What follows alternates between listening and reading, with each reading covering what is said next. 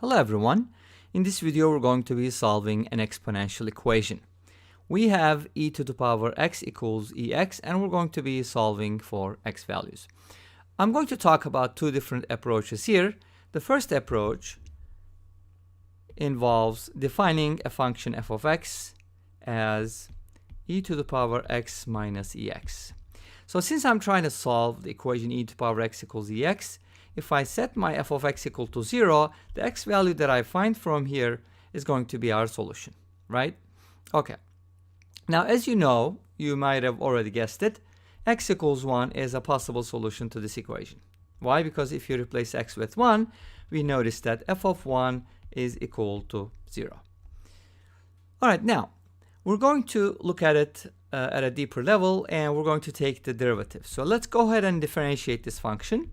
The derivative of e to the power x. E to the power x is a very interesting function. E is the Euler's number, it's very special. Its derivative is going to equal itself, and something or some constant times x, when you differentiate, is just going to be the constant. The rate of change of a linear function is basically its slope, in other words. Now let's go ahead and set the derivative equal to 0, and from here we're going to get e to the power x equals e, and we're going to be getting x equals 1. So x equals 1 is actually a critical point, which means the derivative may change from positive to negative or negative to positive at that point, which gives us a minimum or maximum. So let's go ahead and make a table of values. So my table is going to look like this. I'm going to have a row for x, a row for f prime, and another row for f. So the only critical value that makes the derivative 0 is x equals 1. So I'm going to place that here. This basically represents negative infinity, and this is going to be the positive infinity. So our values become larger from left to right. Okay. And then, since 1 is a root, I can kind of put a little 0 there, indicating that x equals 1 makes the derivative 0. Now, I need to determine whether the derivative is going to be positive or negative to the right and to the left of 1. So for that purpose, let's go ahead and take a look at it. We know that x equals 1 is a solution of the derivative. So what happens if x is greater than 1, right? So if x is greater than 1, obviously e to the power x is going to be greater than e. This means that e to the power x minus e is going to be positive. And if x is less than 1, then e to the power x is going to be less than e, which means that the difference is going to be less than 0. So this kind of tells us what's going to happen to the right and to the left. So if x is greater than 1, we have a positive derivative, otherwise a negative derivative. And at 1, the derivative is 0. Now, if the first derivative is negative, that means our function is, the original function f, is decreasing, and when the derivative was positive, it's increasing on that interval.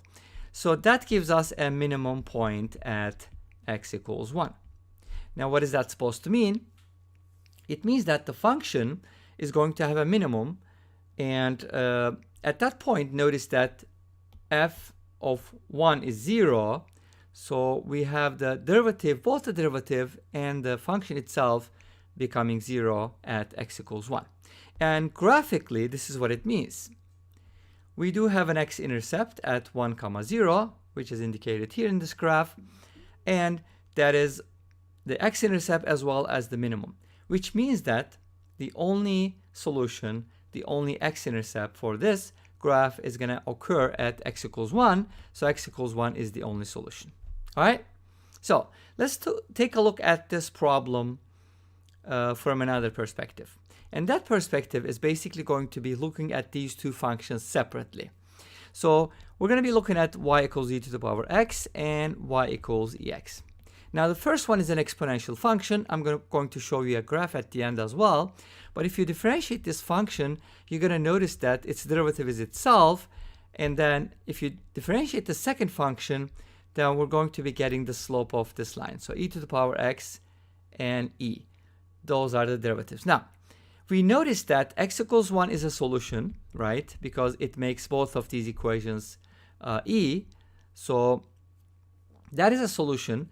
And what happens with the derivatives, right? At x equals 1, you have the y prime being equal to e. And here, y prime is also equal to e because it's always e. It is constant. So we have a situation where these two functions have the same value at their first derivative at the same point, which means that they have a common tangent. But guess what? One of the graphs is a linear function. Therefore, it is the tangent line itself, which means that y equals ex is going to be tangent to y equals e to the power x at x equals 1, which means that they're only going to have one intersection point, and that is going to be the solution. Therefore, as before, x equals 1 is the only solution. And this brings us to the end of this video. Well, thank you for watching. I hope you enjoyed it. Please let me know. Don't forget to comment, like, and subscribe. I'll see you tomorrow with another video. Until then, be safe, take care, and bye-bye.